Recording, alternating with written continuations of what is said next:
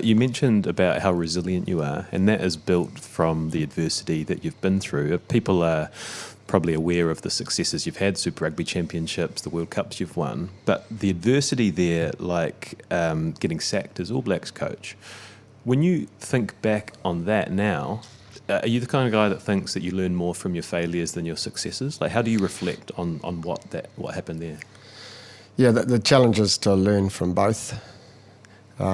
I think I'm the only All Black coach to get sacked. Is that right? Did you get sacked? Yeah. I got sacked twice. And you can read about that in my book because no one knows about the second time. Good tease, really good tease, really good tease. And then probably should have got sacked the third time. In 2007, we were pretty close to getting sacked.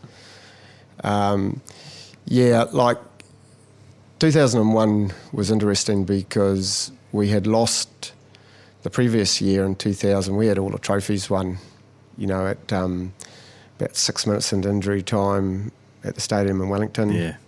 And it came over from the referee that next time out, the game's over.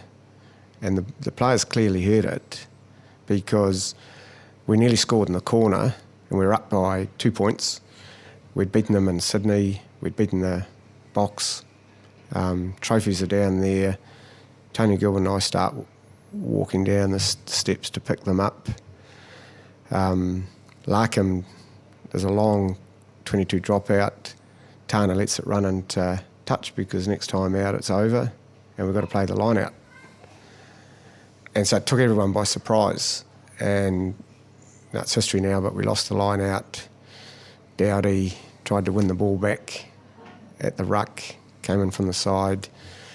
The Wallaby kicker was off the field, Sterling Mortlock, so Eel stood up. Wasn't a hard kick, but it was an easy one, and he nailed it. By the way, I'd love to run your commentary with the actual incident and see how accurate it was, because I feel like it's play-by-play accurate there. Play-by-play, man. And so we're halfway down the stairs, and all of a sudden, he's having a kick for goal, and we lose by a point. Following year, very similar. Last game against the Wallabies in Australia, I think we're up by maybe 4 points. Going into the last minute, we get a penalty. Mertz kicks for touchdown into their 22. In those days, of course, the referees ruled the time, so you're never quite sure whether it's full time or not. Well, this one went on. We lost that line out down in there. So we're in attack down the 22. We lose that line out. Might have been. I'm trying to compete with the authority on World Rugby. What an idiot. And then the game just kept going and going and going, and I'm thinking, this is like deja vu. Or did Yogi Berra say, like deja vu all over again? I just kept going and going and going. There's a couple more quick line-outs, and Aussie are just attacking, and finally Kefi scores right under the sticks, and they convert it to win. And it was devastating. And so I come back to Christchurch. I get a call from Anton Oliver, who's coach, about a week later. How you going? I said, I haven't been out of the house. I was building a rill. Do you know what a rill is? It's like a little canal. I was building one in the backyard, which Trish wasn't very happy with, but I didn't know what else to do because I wanted something to do. So I was digging holes and I was bricking it. And Anton said, look, I haven't been out either. I haven't even been out to the supermarket. So he hopped in his car and he came up, and Norm Maxwell and a couple of others came around, and we're sort of just sitting there with a 1,000-mile stare. I said, this is ridiculous, boys. Should we go down and have a beer down at the local? So we go down to the Papanui Tavern. Went there because it's mainly a rugby league pub, and I thought, they won't know who we are. So we go in there. Well, this bloke comes straight up to the bar, buys us a beer. Turns to Anton, he said, hey, because Anton had thrown the ball into the line out. Vindication. I got it right. Well done, mate. And he said, hey, Anton, I heard you threw yourself under a bus, but you missed. and it started the evening. It was, it got us back into life. Yeah. Because you can you know, you can feel like everything's against you. I then had so 11 days after that result, I had to go to Wellington for a review. And I'd had a review from the players and staff and NZR and whatnot, and my contract could have continued. So I still had an existing contract just for a couple of months. Could have continued and I could have gone on to the next year. But I was questioning myself, wasn't sure I had the support of the union for a start, or the people. And I wanted to be certain that everyone knew that I was taking responsibility, just like the players have to. So the interview panel was made up of some of the great men of New Zealand rugby history. You know, I'm talking about Brian Lahore, DJ Graham, those sorts of people. Lane Penn was there. Andy Dalton, I think Andy Dalton was there. They were great men anyway. But when I look back, I think they were all the same type of men. Similar views. And I don't think they could understand why I was questioning myself. I was All Black coach. Firstly, why can't you beat Aussie, and why are you questioning yourself? And so I decided to reapply for the job rather than have it rolled over. And I wanted to know that I could go through an interview and get the job again. And that would have given me confidence that I had support and I could have gone ahead. But it soon became obvious I didn't have support. Yeah. So I went to the interview, missed out on the job. I was actually, Trish and I were with really great friends, Mark and Janet Vincent, up in the Mount. I wanted to get away. We were up at the Mount. We were heading to a winery actually, and the phone went, and it was Dave Rutherford, the chief executive. So I pulled the car over and answered the phone, and he told me that I'd missed the job. So I just sort of sat there. I had my great mates in the car and Trish, so we thought, we'll keep going to the winery. We didn't eat much for lunch. We had a fair bit of wine. And then they went through the process of naming the next coach and so on. So it was a pretty difficult time. But I was the architect of that, you know, and I'm still aware of that. There is a story following that in the book that took me somewhat by surprise, an action by the union following that, but you'll have to read that. He's teasing it well. Yeah. He's teasing this book well. And that shocked me a bit. But, you know, I look back and it gave me an opportunity to go overseas and get some experience. Became head coach of Northampton. Loved it there. Absolutely loved it. Had a great team, great, able to work in a really professional environment. Just before we move on to Northampton, I've heard you say that if you had internalised those thoughts instead of speaking them, you still would have been the All Blacks coach. Do you look back with regret of the way that you handled it? Not now. I probably did at the time. I was thinking, damn, why did I do that? Yeah.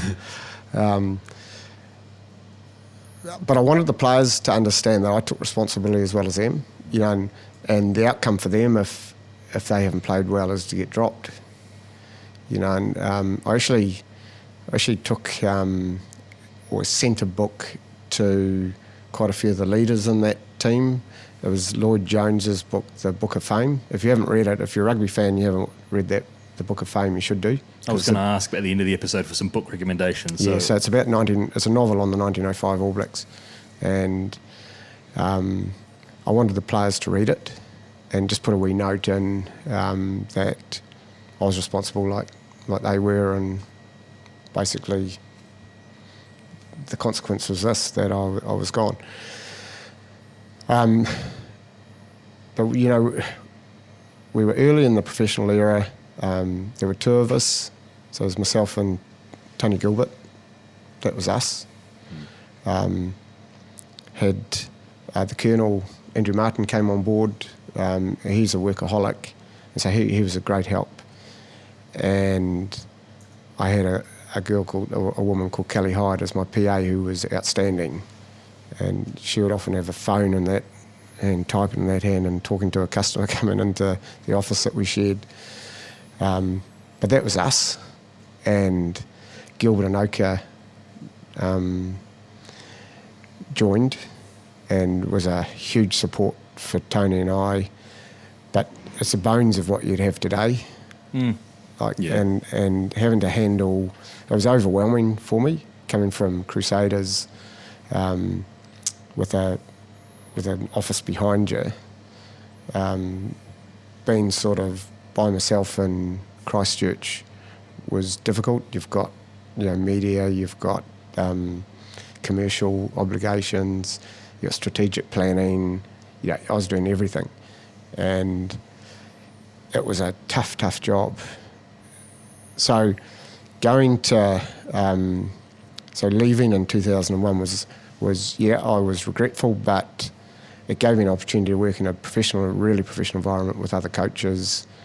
So I headed that campaign. I was on the board. I went to board meetings, so I had some influence there.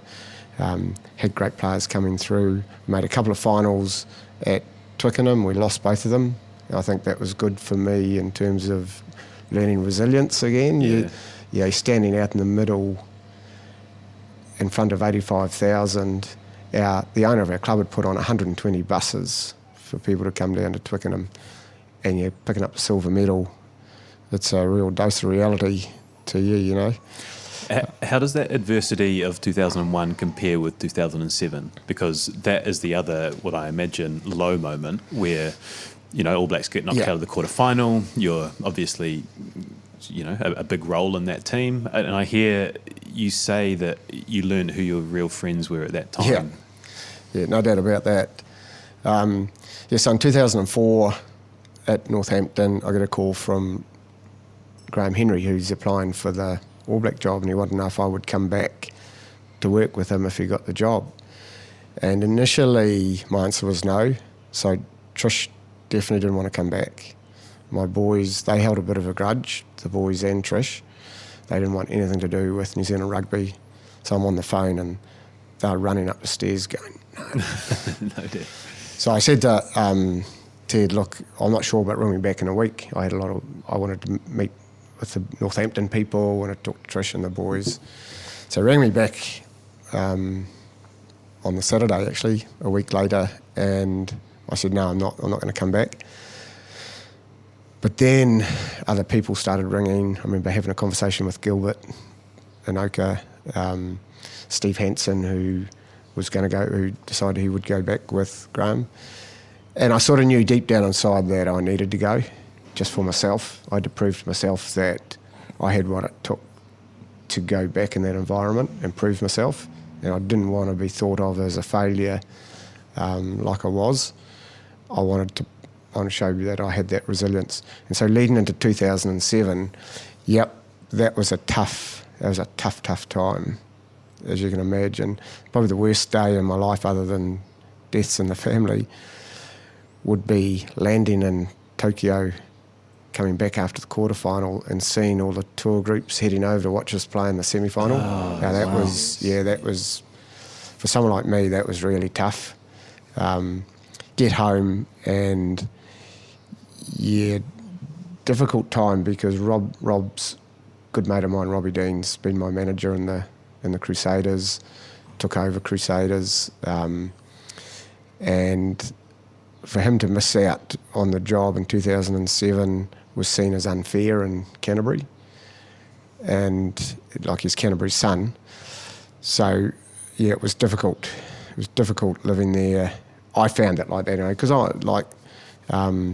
sense that sort of stuff, and I want people to talk to me and to connect, but there's a lot of people looking the other way. I had to speak at a couple of clubs. We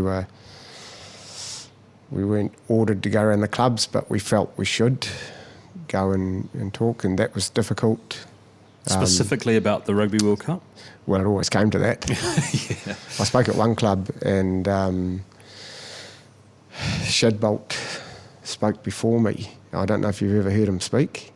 Tim Shadbolt. Tim Shadbolt. Yeah. But he's the wittiest, funniest, most accomplished speaker I've ever seen. He spoke before me and had the club in an uproar, of laughter. And then I got to go speak, so they were pretty difficult times. How many pints at the Papanui Tavern in that rugby league spot? Or we had a few. Not even there. No, we had a few in there. It calmed your nerves a wee bit and brought you back into community. You can't hide away. You've got to be out there. But I haven't hidden the fact that they were pretty difficult years, 2007 through to 2011. From 2004 to 2011, we won 89 tests out of 103, but we were still rat shit because we hadn't won a World Cup. And it wasn't till I'd never felt that we got people on side until we thrashed France 8-7 in that final. And I remember going to the press conference, all of a sudden the mood had changed. Yeah. From being... we'd won Grand Slams in 2005, 2008, 2010. We never lost a game on a European tour other than the World Cup quarterfinal. But European tour, we'd never lost a game. We'd never lost to Breslau, and we'd won most of the Tri-Nations, yet we were hopeless because we won a World Cup. And it changed in an instant at the end of that game. And I remember walking back into the changing room at Eden Park from having a positive press conference, which was unusual for us, walking back into the changing room, and there was John Key drinking out of the cup. Yeah. Well, I thought, how the world's changed. Yeah. There's a lot in that 2011 I'm keen to dig around in. Resilience has been a word and a theme we've talked about a lot. You had front row seats to watching what Richie McCaw did at that tournament. Moon boot on during the week, got himself up and played. That must have been just incredible to witness, the strength of the man. Yeah, there could not have been a more difficult set of scenarios for us than that tournament, I reckon. So there's the Richie thing, clearly. Now, that's superhuman, isn't it? I don't know anyone else who could have done that because he was in pain. It wasn't just to protect his foot, he was in pain as well. And to get that thing off, train Thursday, play Saturday, back in the moon boot Sunday, and still play like he did, I think is just phenomenal. And then, of course, we had the DC injury before the Canada game. I'll never forget that because I'd taken over as kicking coach because Mick Byrne was with Japan. And so after the final training, DC decided he wanted a few kicks, and he shanked the first one. So I'm behind the post, and he shanked. I've never seen him shank a kick in his life. And then he shanked the second one. I thought, this is a bit strange. And then the third one, bang, he went down with that ripped groin. At the start, I wondered if he was having me on.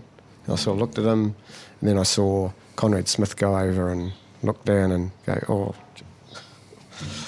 like that. And it was like that, just that feeling at that time was devastating. So we go into the changing rooms, and Ted picked everyone up. He stood up in front of the group and he said, boys, we're going to win the World Cup. Nothing's going to change. Look, we all know how big a part of it Daniel is, but he's going to stay a part of it. But we're going to win the World Cup. And it just created a real positive us against them attitude. And then there are other things took place, That happens publicly when you're talking to the team. Privately, as the coaching group getting together and going, fucking hell, what are we going to do here? Are you starting to think straight away as soon as you realise he's out? Okay. Is that your job? Well, I can tell you about the next coaching meeting we had. It's been well documented, but we're sitting there wondering who we can bring in. So DC's out. We've got Colin Slade out now. We've got Cruden come in. But who are we gonna bring in? We thought of every first five in the country, and they're all either overseas or injured. And then Mills Molaina passed by the door, and Ted ran out and said, "Millsy, is Beaver in Bath yet, or is he still in the country?" And Mills said, "Oh, I'll find out, Ted." So he rang Beaver's girlfriend, couldn't get hold of Beaver, who got hold of Stephen, and then he rang, and we're in the middle of the meeting, and so he rings Ted, and Ted goes, "Oh, what are you doing, Beaver?" And he said, "Oh, I'm whitebaiting, down the Waikato." And so you caught much, Beaver? And he goes, "Yeah, got a couple of pound, Ted." And Ted said, "That's a shitload of whitebait, Beaver." He said, "If you bring that to room 424 at the Heritage, you can play in the World Cup final." That's how it happened. Incredible story. They should make a movie out of that. Yeah. So they were difficult times. We had that incident. We hiccup with Corey Jane and Izzy, Izzy. Mills had been capped 100 games. One of the greatest players I've ever coached, Mills Molaina, and he was injured. Got injured, so we needed those two to be at their best. And I'll never forget this, because neither of they're smart guys. They were heroes of that World Cup. Played brilliantly. I thought those two and Richard Kahui for 3 weeks were probably the best players in the world. But they needed to do something. Corey Jane and Israel Dagg to make up for an evening out.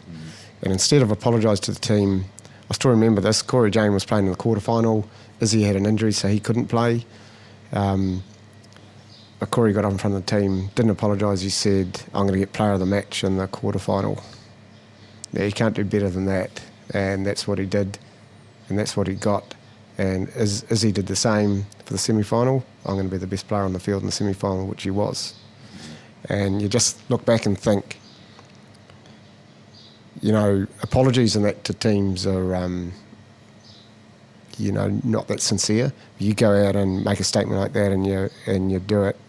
That means a lot to the team. So they're all pinnacle events, and us winning that.